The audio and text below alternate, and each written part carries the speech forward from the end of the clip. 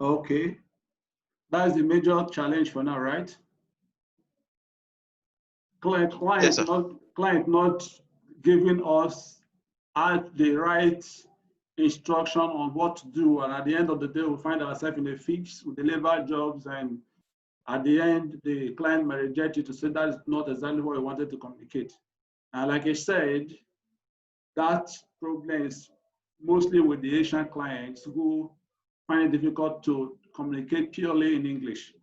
But as much as we can, we'll try and minimize those problems. We always try to be sure that we get what the clients want from the outset. We ask several questions before we commence. But when it still has an issue, we just try as much as possible to understand and see a way to solve them, because some of these clients are the ones that we have around. We can afford to lose them. For instance, somebody who gives you like 10, 20, 30 jobs in a month, and you don't have any, you can't lose those kind of people. Sometimes we make sacrifices to sustain us. Well, there are a few things I think we're also not doing right on this team that I feel we should look at from all sides, especially as writers. One of those things is that we find it difficult to use some words properly, some related words. For instance, its, ITS, and IT apostrophe S, its and its. They do not mean exactly the same thing, but sometimes you see writers using them together because it's difficult for them to know which is the right thing to use, which is the right word to use. Now, for the its, which is ITS, most like a possessive thing. It is when you want to say it belongs to it, that is its own, that you use the ITS, its own. But when you use the IT with apostrophe, it is talking of it is, or it has, or it was. So they are not the same thing. When you want to use the IT, which is it's not okay, it is not okay, you can use the apostrophe, IT apostrophe S, or it was. You can still use that IT apostrophe S. Or you want to use it has, you can still use that. But when you want to say things like, this is, okay, how do I put this now? Put this thing in its right place, in its right place. You don't use the apostrophe because it is not supposed to be used in that place. So you just use the ITS, its own. It is its own, it is its right place. But when you are saying it is, or it has, or it was, then you can put the apostrophe. Then sometimes I see some persons use dear, T-H-E-I-R-O in place of T-H-E-R-O-E, dear and dear together. They are not supposed to be also used. But sometimes we see this thing coming up in some write-up. Then you also see somebody saying look at for, L-O-O-K, A-T, for. That is also wrong. What the ideal thing there is supposed to be look out for, O-U-T, look out for. But I've seen things like this, and most of the time I take the pains to go through some of the write-ups that are delivered to me to be sure that they are okay before I deliver them. But ideally, with the caliber of persons I have here, I am not supposed to be going through that kind of rigors to deliver jobs. What I just do is deliver the instructions to my team because I believe in your capability. I've given everyone the login details to Grammarly. You go to Grammarly, you correct whatever is not okay, and submit. As most of the time in transit and a task is delivered to me, at that point when I'm not close to my laptop, I should be able to just collect this and use my mobile to forward it to the client. Unfortunately, most of the time, or some of the time, the clients come back to say, who wrote this? There are a lot of issues with this. And by the time I open it, oh, to God, I feel ashamed. I don't know what to tell the client at that point, because the client now begins to look at you. You don't know what they're doing. I know several times my client will tell me, I trusted you, and that is why I gave you this, because I believe that you could deliver this. And when you sent it to me, I didn't care to cross-check. I sent it to the owner, right, like that, only for him to start insulting me to say that this was a poor quality job. That is some of the things I face here. So I really want to urge us to up our game to help us so that we won't be facing this. I lost some clients before because some of the jobs I delivered to them had issues. First time complaint, second time complaint, third time the client says, I don't want to work with you again. And the person who is directly sending the job to me got so angry, you're making me to lose my client, and threatened me to end the contract. It's not okay. We need to try as much as possible to ensure that our jobs are reversed. We look at it over and over. Sometimes even your computer can tell you something is wrong by highlighting them or just underlining them in red. Don't overlook those things. Try to look at why this thing is underlined in red. Find out. Then at the end of the day, you might discover that there are issues. There are some jobs you sent to me, mere looking at it, even without using Grammarly, I know that that job was not tested, was not edited. Why? By the time I read one or two sentences, and I will not ask myself, if you check this thing on Grammarly, you would have seen it, because Grammarly would have also highlighted some of those errors. Even if I know that Grammarly is not 100% okay, 100% perfect, but there are basic things that if you subjected this thing to Grammarly, it would have been able to spot them. And so sometimes we try to cut corners. We also should know that the person we are dealing with has been on this job. All of us have been there. And, there's no need trying to cut corner. Please. So let's try and see that we are doing the right thing. Somebody delivered a job to me. I saw something like stocked, S-T-U-C-K-E-D. And such person was supposed to have also edited this job. Stocked is already in his past tense. You add the ed again. And if you are subjected to the Grammarly, you would have spotted that, but because you didn't do the ideal thing, you delivered it like that. So let's try and be sure that no matter what it is, when you get some challenges with logging into your Grammarly because of network and you are sending me a job, highlight it, tell me that this, I couldn't edit it because of this challenge, so that I know that I'm not delivering that job the way it was sent to me. And I will also say that sometimes we are not sticking to the number of words that we're required to deliver, the word count. Sometimes either we have added so much that the client begins to ask, who is going to pay for this excess? Maybe you are asked to deliver a job of 1,200, or maximum of 1,000 to 1,200, and you came up with 1,006. You've added 400 extra. At the end of the day, you begin to ask, who pays for this? So let's try as much as possible sometimes to prove these things within the acceptable limit. And then the next one is also poor research. Poor research. A lot of us are not doing appropriate research. We're not doing enough. We'll just go to one source, gather things, and do a kind of rewrite. And when you send it, even a smart writer or a smart blogger should be able to know that this thing we are gotten from the same source.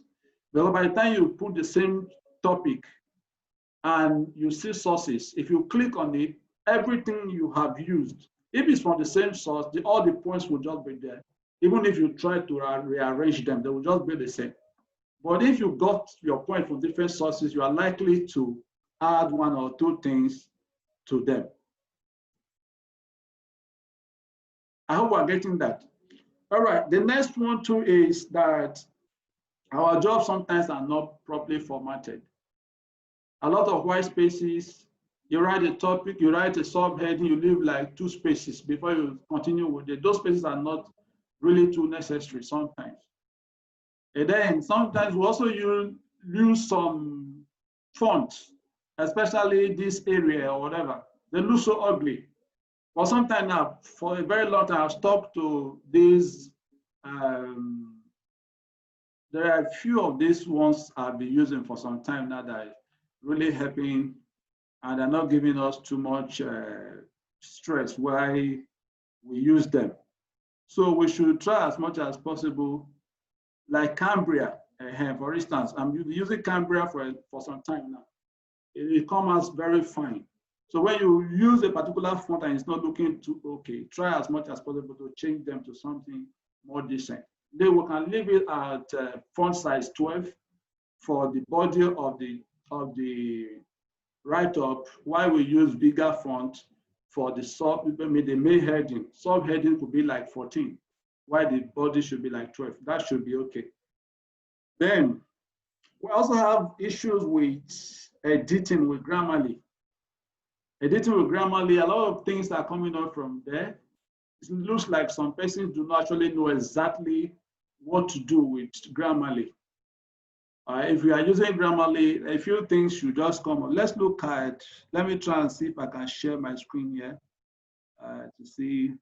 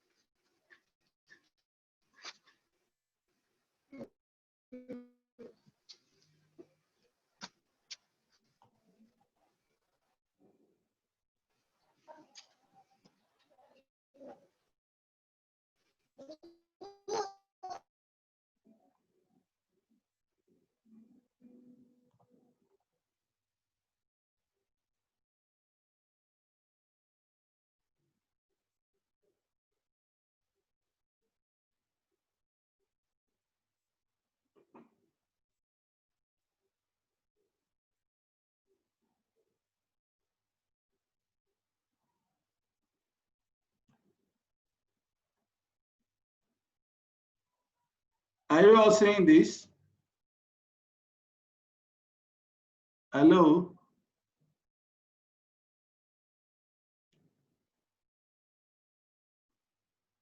Hello?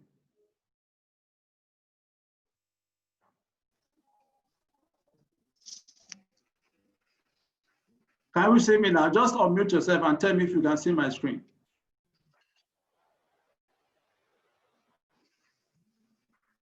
Ibe, can you see my screen? Yeah. Okay. Okay. Yeah, Mr. Elijah, can you see the screen, please? Unmute yourself and let me know if you can see the screen.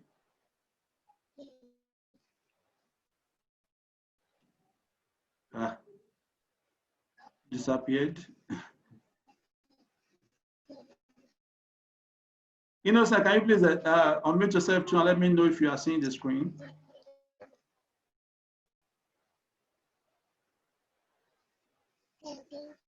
All this on mute. I'm saying on mute and people are disappearing.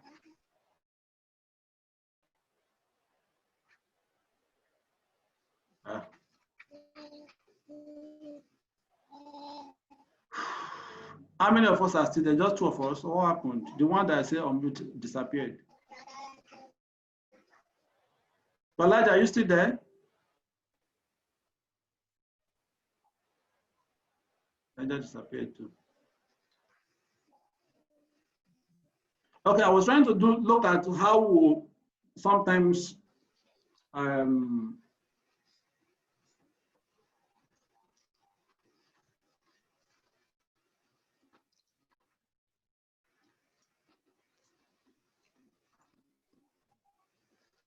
how we do some of these editing, because sometimes we see that some people come up with a few things, so that if we don't really understand them, we can look for a way to help ourselves.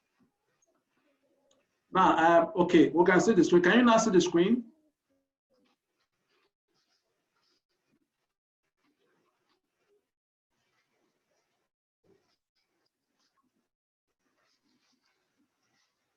Can you see the screen? I'm not even hearing anybody. Elijah, please unmute yourself and let me know if you are seeing the screen.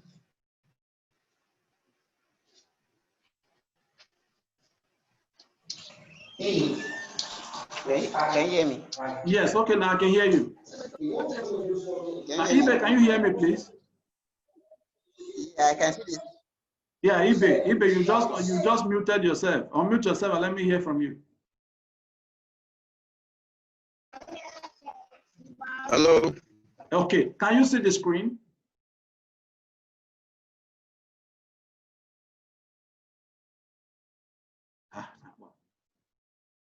Elijah, please let me know. Can you see the screen?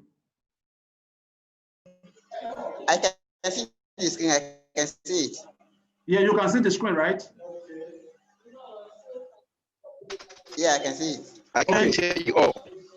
Okay, what I'm trying to say is this: when we're on Grammarly, a few things come up like this. For instance, this is the face of the interface where we're working with, and there's a term now.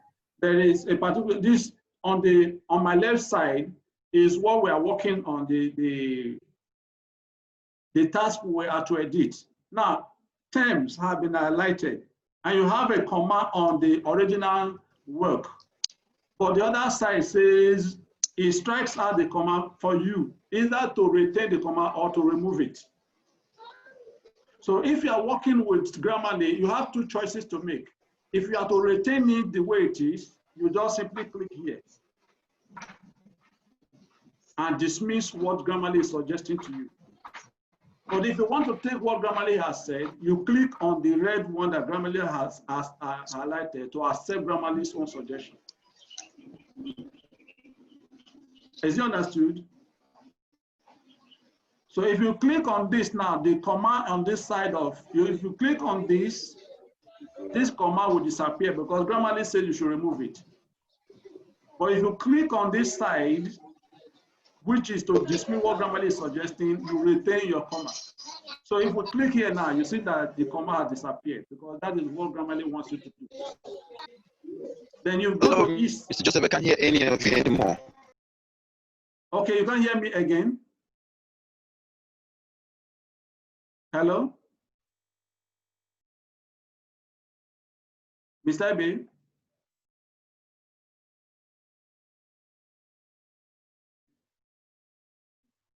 Mr. Ibe, are you still there?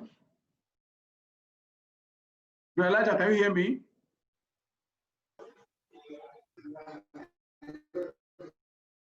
Elijah, can you hear me, please? I can hear you loud and clear.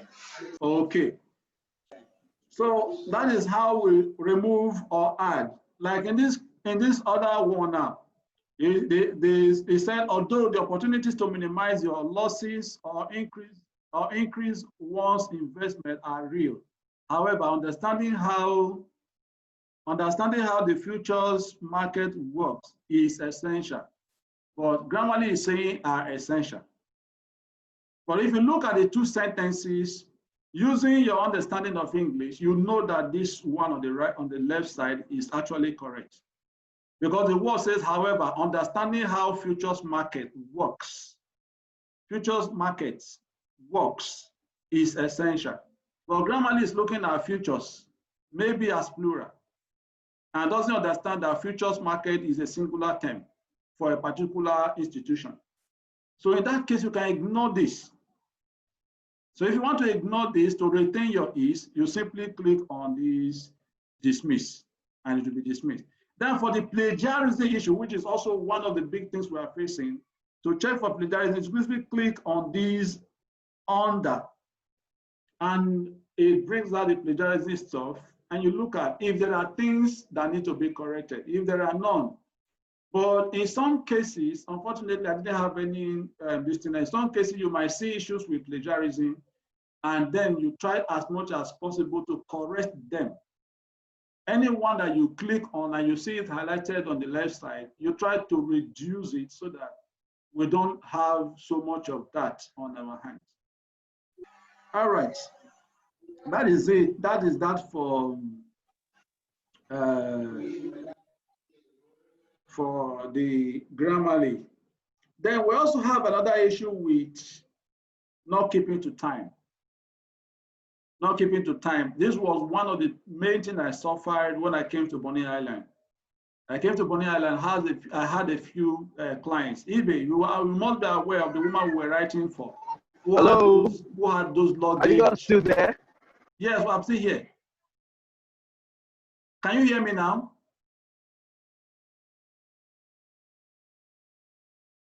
Ibe, can you hear me? Innocent, you seem to be so quiet. Are you with us?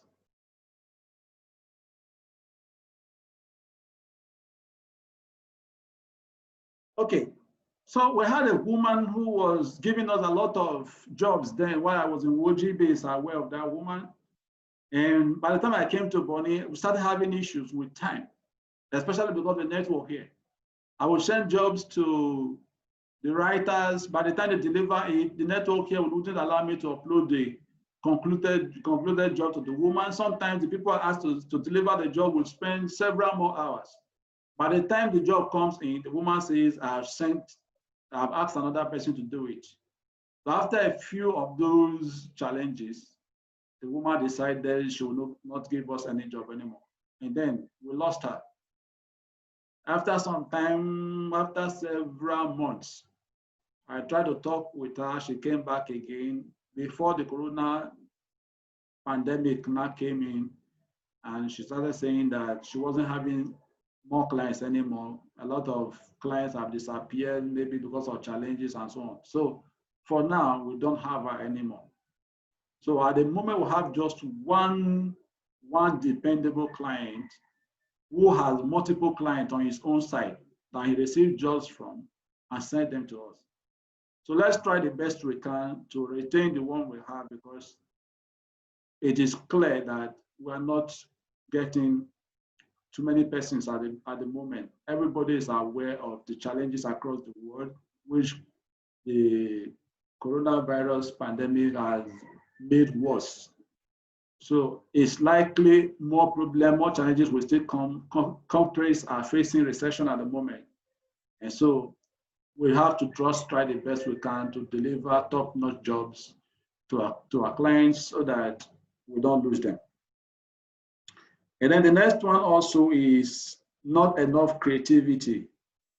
Sometimes one of the major things we have with plagiarism issue on the job you send is not because you copied something, but because I noticed something is recurring in almost all the topics. For instance, before we dive into this topic, this article is going to teach you, or this article is going to show you how.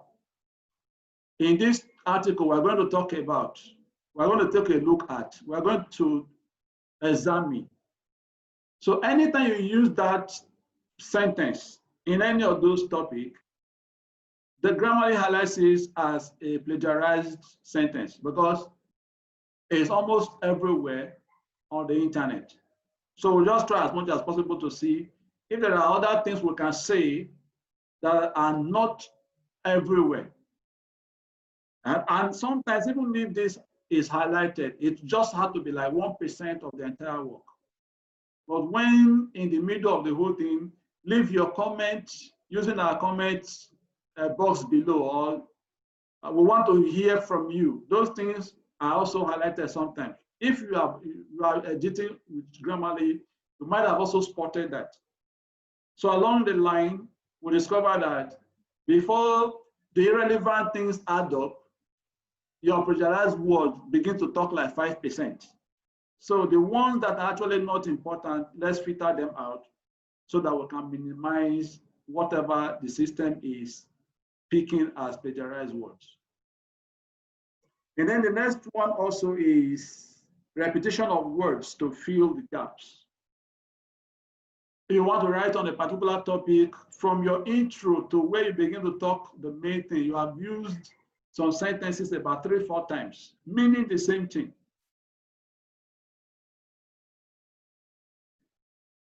You want to talk about maybe Nigerian Labour Congress. Nigerian Labour Congress, a very versatile, a very strong labor organization, which was founded in 19 whatever. And then you now go to paragraph 2. In 1976, Nigerian Labour Congress was formed by people who felt cheated by the government. Then the third one again, you say, since the Nigerian Labour Congress was formed, it has been a very strong body. Most of the time challenging the government, whatever. You have used the Nigerian Labour Congress as a strong organization from the beginning. You are telling us again it's a strong body. You have told us it was formed in 1976. You are telling us again by 1976, some persons gathered themselves to form the Nigerian Labour Congress. At the end of the day, the clients will look at that. You actually are trying to write a lot of fluff to fill in the gap because there are not creative things to add to that place. So summarize those things in one sentence. In 1976, a group of persons who felt cheated or whatever decided to form the Nigerian Labour Congress, which has remained very, very useful to workers ever since it was created. So that taking place, taking a very clear definition of what it is. No need to talk about it in the second paragraph again, using the same terms. But if you have other things to talk about, you can tell us, maybe the leadership or whatever, state chapters, and so on and so forth. But not to keep repeating the same thing to buy space. And then the next one is improper placement of keywords. Improper placement of keywords. Keywords should appear in our sentences, in our works naturally, not appearing to be forced. When it appears to be forced, even Google itself will take note of that. The clients will take note of that. The readers who come to read your blog or the work you delivered will begin to feel, these persons are just trying to rank for keywords. So we'll try as much as possible to use them the right way. If we are given a particular keyword, that's where you see like the guy who brings the keywords and say, we should use different colors. You use the primary keyword in the opening part, the first paragraph, at least the first paragraph should have your primary keyword. Then you talk, maybe in the other part of the intro, you can still mention something like that or a related keyword. Instead of using the same keyword in the same sentence several times within the first 2-3 paragraphs. Because I see that sometimes you say rank for how to trade cryptocurrency. Now you start by saying, do you know how to trade cryptocurrency? That has been a major question a lot of persons ask. Then in the second paragraph again, how to trade cryptocurrency is a very sensitive subject that all of us need to look at. No, you have used how to trade cryptocurrency. Instead of telling us how to create cryptocurrency in the second paragraph, just tell us cryptocurrency trading. That's a related keyword or variant. Cryptocurrency trading is what you can use, or trading of crypto. But instead of you saying trade, how to trade cryptocurrency or cryptocurrency trading, so you discover that there are some of these things you can use interchangeably, that even if someone is searching for your keywords, they will eventually use different keywords to discover that same topic you have written on, how to trade cryptocurrency. Then somebody is looking at cryptocurrency trading. That same keyword will come to that post because you used it within the body of the post. And then the person is now also asking crypto trading. You also see it within the body. Then the person now searches, another person searches for trade cryptocurrency or trade crypto. They see it within there. So at the end of the day, you discover that your primary keyword was how to trade cryptocurrency. But because you are smart enough to know that search engine optimization is important, you have added the keyword variants. You have added originally how to trade cryptocurrency. You have added cryptocurrency trading. You have added crypto trading. You have added trade cryptocurrency, or whatever. At the end of the day, these are the major things that people will now search for. And they will all discover your post in the search engine. So let's try as much as possible to put these things from time to time so that we don't end up looking at as if we don't know exactly what to do. But basically, our first keyword, primary keyword, should try as much as possible to be within the first the first paragraph at least, even if the paragraph is a little bit big. And also suggest most of the time that before you use the word again, you would have used at least 200 words before you repeat that same keyword. That is the adhering in search engine optimization. You used it now, you start writing, you keep writing, you have used like 200 words before you repeat that sentence again. Otherwise, it will look as if you are stuffing your keyword. And then the next one is, okay, we talked about not using keyword variant. So I think those are some of those important things we are missing out while we write for our client. Then there's also the use of passive voice. Too many passive voice. Some of the time I see your work sent to me and I try to cross-check them on Grammarly. Then I see that the moment I put it there, I will have like 20, 30 issues. But you know what? By the time I open it to begin to look at those issues, I discovered that they're not even grammatical problems. They are not sentence errors. They are not issues with syntaxes or whatever. But they are basically the use of passive voice. Anytime you want to edit, you discover that Grammarly is highlighting your passive voice. This was used. This was intended. It was to be, or whatever. It ended up. It did not. You know, some of those passive words, they will highlight it. Instead of saying it was to be used, you cannot say it needs to be used or it is going to be used. It was intended to. You will not say the author or the creator has the mind of using it for, instead of intended to. By the time you put that intended, it becomes a passive word. So let's try as much. It's not that you can write without using passive words, it's not possible. But you limit them to active voice. I am going to the school every day. I went to school yesterday and whatever. At least try as much as you put the positive side, the active one. I'm going to earn salary.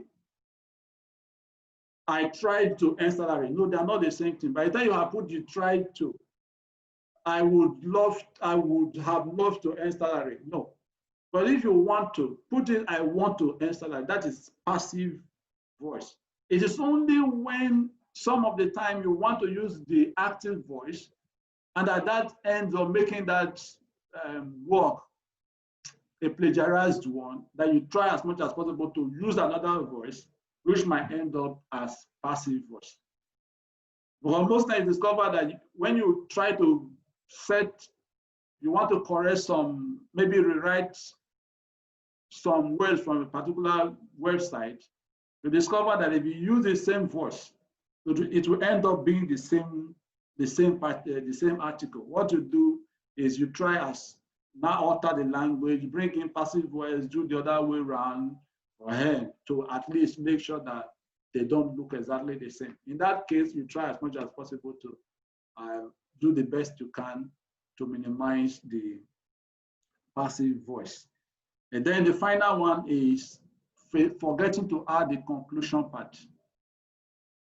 I sometimes receive some of these articles to discover that there are no conclusion. And we know very well that most of our clients always want us to put the conclusive part. After you've written whatever you have written, you use the conclusion part to try to tell the person the important thing you have talked about, why the person should use that particular product you have revealed or whatever. At least there's something like clickbait, or try to make the person to opt into a newsletter or whatever, or to buy the product. At least at that point, that is where you want to convince the person to buy. It shouldn't be exactly what you have written the body of the post, but at least something a little bit unique that should make the person to say, yes, this is convincing enough. Let me try and subscribe to this newsletter. Let me try and subscribe to the plan. Let me try and buy your product or whatever. So we'll just try as much as possible to see that that conclusive part is there. So basically, ladies and gentlemen, those are the basic things I think I have been seeing as the major challenges with the jobs we are delivering. At the same time, I want to encourage you, it's not as though you have not done so well. Nobody is 100% too good on this subject. We're trying the best we can to improve ourselves. One of the ways to improve ourselves is to use a forum like this to look at what we are not doing too well, so that from time to time we can fix them. My dream for this team is not just for you to be here and then be working for me. No. One of the reasons I brought us to this team is to make us better, for us to get experience for what have helped me, so that I can also help every one of us. I also want to see you build a team like this for yourself, so that when you have big clients that are ready to pay, you will be able to deliver. You will have people who you have also nurtured to help you. You see that when I have some jobs now, I don't want to overstress myself for sometimes. Maybe somebody sent an article of 20, 30 in a batch, and he wants me to deliver it in 5 days or 3 days. How do I do that? I'm not a supercomputer. Well, I just call on every member of the team, please. These are things that have been sent in. You take 4, you take 5, you take this. We'll help ourselves with that. But if you have somebody who has given you a good job, you cannot tell the person, no, I won't do it because I'm in Joseph's team. No, I want you to have something bigger. For instance, I'm talking about Akin right now. Akin is a member of this team. He is the oldest person in this team. When I brought in him, I know what he was facing. And along the line, he was patient enough to work with me. But today, Akin, most of the time I call him, I have something for you to write. He will tell me, I don't even have the chance now. A lot of jobs on my hands.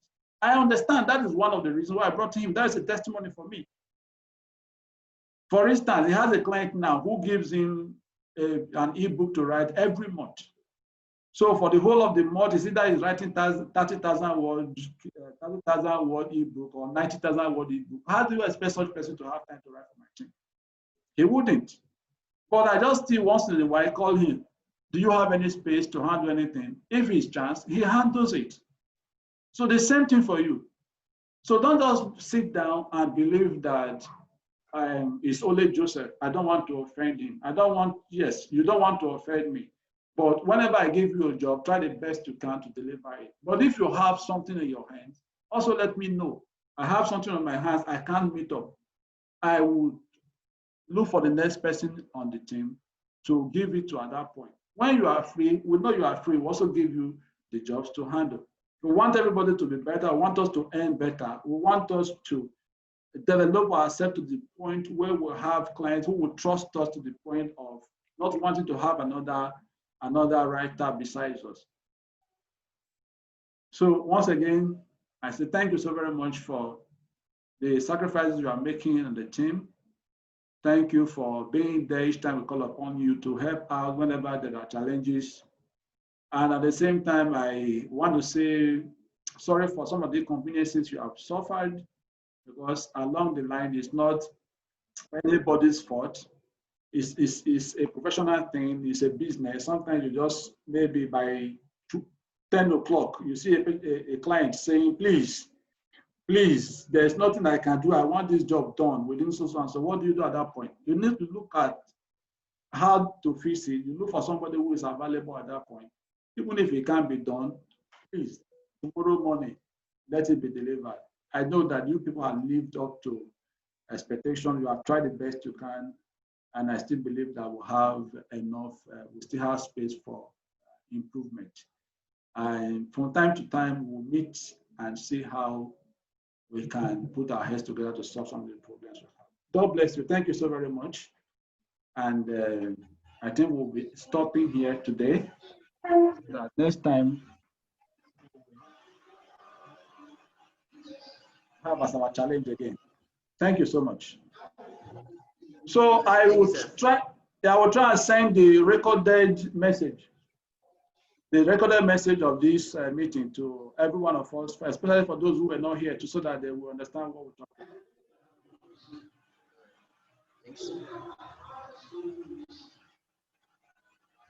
All right, Brother Elijah, you want to tell us something? No, nothing. I was just appreciating you.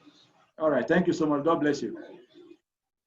All right, thank you for your time, and God bless you all. All right, thank you. Appreciate it. Perhaps when we have time to, I guess this is timed. Otherwise, I wanted to say that it's important to begin to look at how to get people to write on their niche area. If there's area where you have strength, I think that will reduce a whole lot of these errors that you spotted. There are basically things that people could write on without having to make these basic errors if they are actually there. But if you're strong in a particular area, for instance, you write on forest markets and or you write on medicals and all of that, I think that should make you stronger and be able to write on that.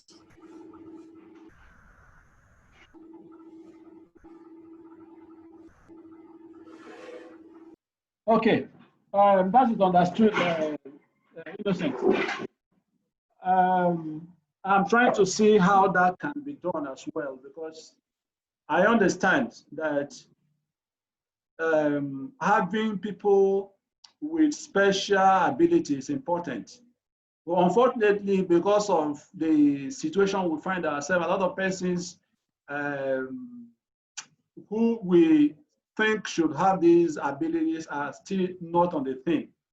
And in a situation where you have clients who for now, his major works are on forest, and maybe we'll have 5 persons on the team, and the person sends in 20, 30 jobs to do, and you need to share it to meet up with time. And maybe only one person is a specialist in the area of forest. What do we do at that point? We just try and say, everybody try the much you can and improve yourself to see that even if you are not a specialist in this field, try the best you can to get something to help yourself. Like when I started, you know my niche is medical, but I told a lot of clients, as much as your job can be researched, I know if you give me the opportunity to work on this, I can get online, try and get materials to see that I deliver on this job. And it has actually helped me. I've handled issues on travels, I handled articles on blogging, I handled articles on business, on forest, and so on, because I took time to look at what are the things that this person wants. If you give me this job, I go to different areas, research them, except it becomes so complex that I don't know what exactly to do. I can tell the client, no, I don't need this. I will not be able to do it. Thus, that is it. So let's just also try to be versatile. And then if you don't know it, don't be shy to say, I can't do this. So that will save us a lot of time. If you can't do it, you look at it, I can't really get my hands on this. You just tell us. And then we'll look for somebody who can handle it. There are always jobs that will come for everyone in the team.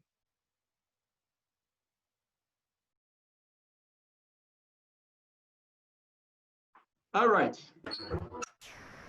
It's okay. Thank you very much. All right, God bless you. So I would send a recorded version of the meeting we had and send to everyone. Thank you so very much. God bless. All right. Thank you very much. Okay.